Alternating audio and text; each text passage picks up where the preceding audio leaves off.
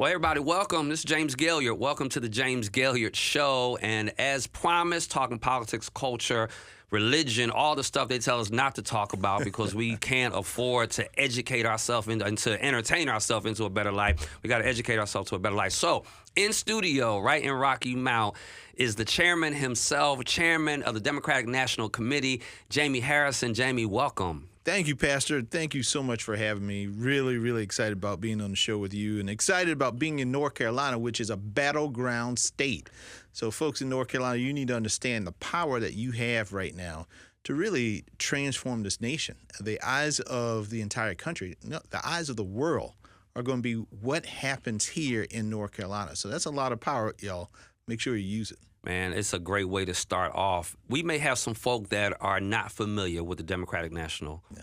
Tell us who you are. So I'm the chair of the Democratic National Committee, and some of you may remember my name because I ran for the Senate in South Carolina 4 years ago against Lindsey Graham. I know a lot of North Carolina people sent me contributions and saw my ads. But after I was not successful, but President Biden was successful, he called me the night of the election. And he said, Jaime, I saw your race, and I'm proud of you. I'm proud of the race that you ran. He said, now if, because it wasn't certain yet that he was going to be president, he said, now if the election goes the way that we think is going, I'm going to have a spot for you somewhere, in my team. And so he won. And then shortly thereafter, I get a call that he wanted me to serve as the chair of the Democratic National Committee. And the Democratic National Committee is the organization that's been around for 176 years that oversees the Democratic Party. We got a lot of state parties, North Carolina Democratic Party, South Carolina Democratic Party, and we coordinate with all of those state parties, but we also help to run the presidential elections process. So Gotcha. Debates, primaries, and what have you. And so President Biden was the very first president to name a black person to be chair of the DNC. Wow. Now, I'm the third black person to serve as chair of the DNC.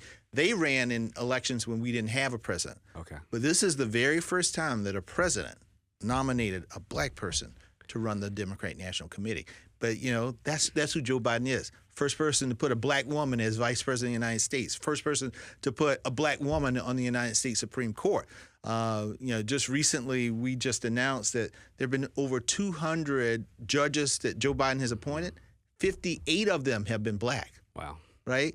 So this is a man who has seen folks in our community hear about the struggles and the obstacles that we face, and is doing something in order to fundamentally change that. Man, I'm so glad you raised that. I just finished reading about the appellate courts and the appointments, and it's extraordinary. And what baffles me, Jaime, is I can't recall a president with a more successful term than Joe Biden. Not in my lifetime.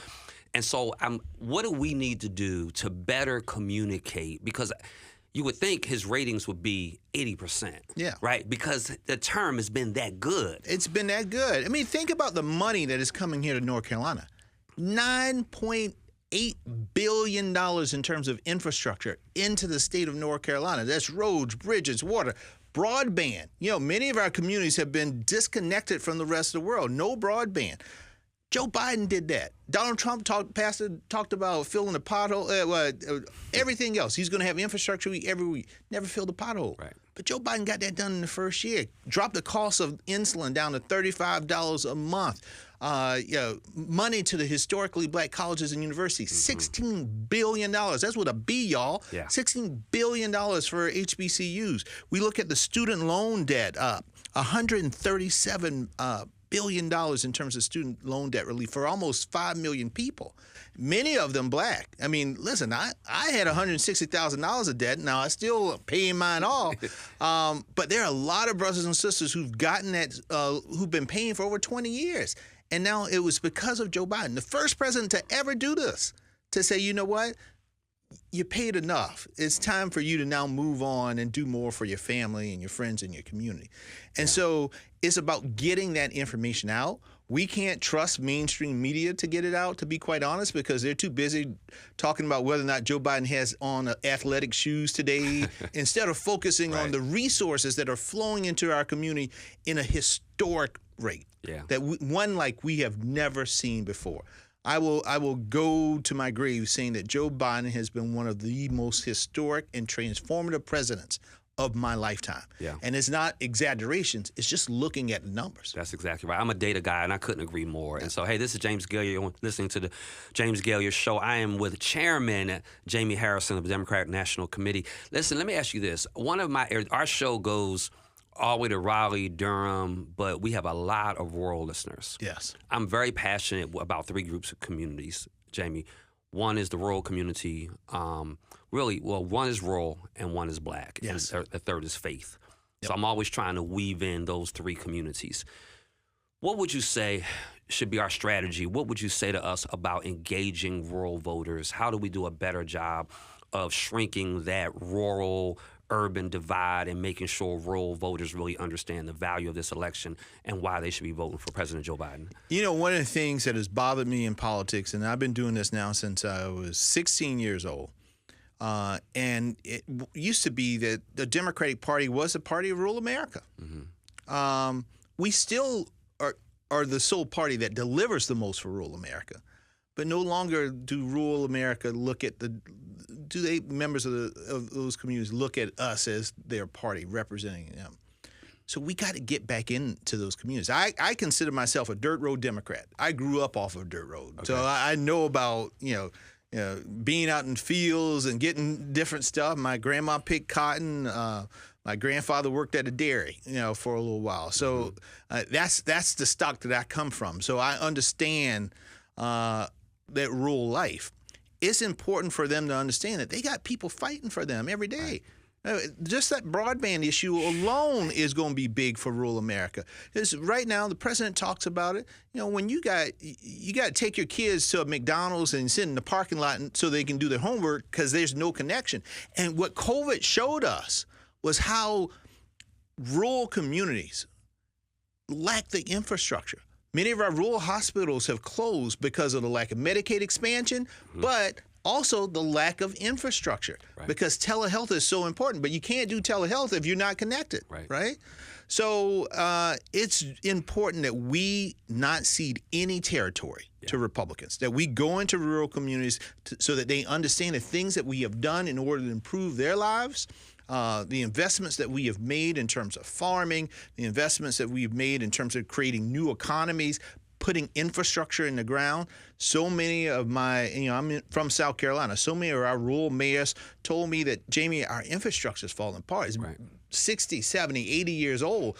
Pipes are breaking down and everything else, and we need that investment. Well, they are getting that investment from Joe Biden. Again, over 500 projects that are on the way. Roads, bridges, water pipes, internet here in North Carolina. That is only because of one reason, right? Two reasons. One, 80 million of us, including a lot of people here in North Carolina, went to the polls in 2020 and cast a ballot for Joe Biden and Kamala Harris. Right. And two, so that was they made a promise to us that they were going to change things and do things, but they kept that promise once they got there. And they put over $1 trillion into the infrastructure in this nation. And they made sure that particularly in black communities and communities that have been historically left out, that there's set-asides, there are programs that are specifically targeted to those communities that have been left out of the investments in infrastructure. That is because of Joe Biden and Kamala Harris. Now, folks, the president says it often, we just need to finish the job. That's right. There's still more to do. We're not saying that everything's done, everything's perfect. We got to finish the job, but we also need help. We need to make sure that, Congressman Davis is sent back to Congress. We need to make sure that we win the governorship here in North Carolina. We need to make sure that we have Democrats in control of the Senate and the House. We need to break up what's going on in the legislature here in North Carolina so that you bring some sanity back and that the governor actually has some people who can work with. That's right. And so that's what's all at stake. And the power to do all of that, voters have it. That's it. Right? Yes, that's it. It's no magical thing. Voters have it. That's exactly Either right. we use it or we don't. That's right. One of the things that Dr. King said that lives with me, this is a quote from a letter from a Birmingham jail. He said, "We will repent not merely for the hateful words and actions of the bad people, but for the appalling silence of the good people. That's right. And when we sit on our hands and not go vote, that is being silent. That is not speaking with the most powerful tool that we have, and that is our right to vote. That's right. And so it's important that we don't be silent, that we stand up, that we stick up for the things that we believe in, and that we invest and vote for folks who actually think about us, who actually are working and fighting for us. That's right. And I can tell you, every morning when Joe Biden gets up, he's thinking about how to make life better for all of America. Every day when Donald Trump gets up, he thinks about the retribution and payback that he's going to give to people he considers political enemies. That is what this contest is all about. Hope versus fear, progress versus chaos. And we got to determine where we want to go. Man, look, I'm a pastor, so I'm ready to lift an offering. I'm going to say amen to everything you say and lift an offering. So before I let you go, Chairman, personalize this a little bit for just our listeners. Tell us, the Jaime Harrison that's in front of me right now, who were the people, who was the person that really influenced you? Who are the people that influence you around public service, around the man you are, around the character you have? Just tell us about that. Well, you know, every election season, I think back to my grandfather. So my mom was a teen when she had me. She was 16 years old, dropped out of school. And my grandparents, my grandfather and my grandmother, really took care of me. My grandfather had a 4th grade education, and he, like I said, he worked at a dairy for a while. He paved roads. My grandmother had an 8th grade education. She picked cotton and she cleaned houses. And so one of the traditions that my grandfather and I established when I turned 18 was that we would go vote together. One of the last things that I did with my grandfather before he passed away in 2004 was actually vote. That was the year in which I graduated from law school, came back home to South Carolina to help run a Senate race. My grandfathers and my grandparents were living in a neighborhood that had a lot of crime, and so I actually bought them a house. My grandfather was a diabetic at the time. He had amputations, and so he was in a wheelchair.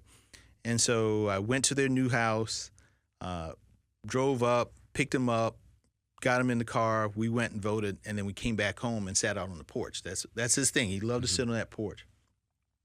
And I remember sitting there, and he said to me, he grabbed my arm and said, "Baldy." So that, you know, we got nicknames in the South. Right. And I tell anybody, he was the only one that could call me Baldy. But he said, "Baldy, you know what we did today?" And I said, "Yes, sir, we went to vote." And he said, "Yep." He said, "Son, you know, I couldn't always vote." I said, "Yes, sir, I know." He said, "You know, in this state, they didn't always consider me a whole man." I said, "Yes, sir, I know that too." He said, "Let me tell you something, son.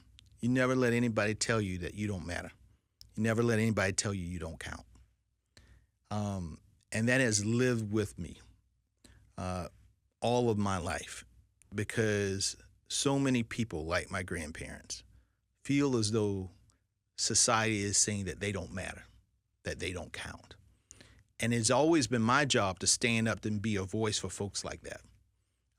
People who will be seen as simple and not having a lot of value by larger society, but are so strong and so valuable in terms of the things that they represent and who they are.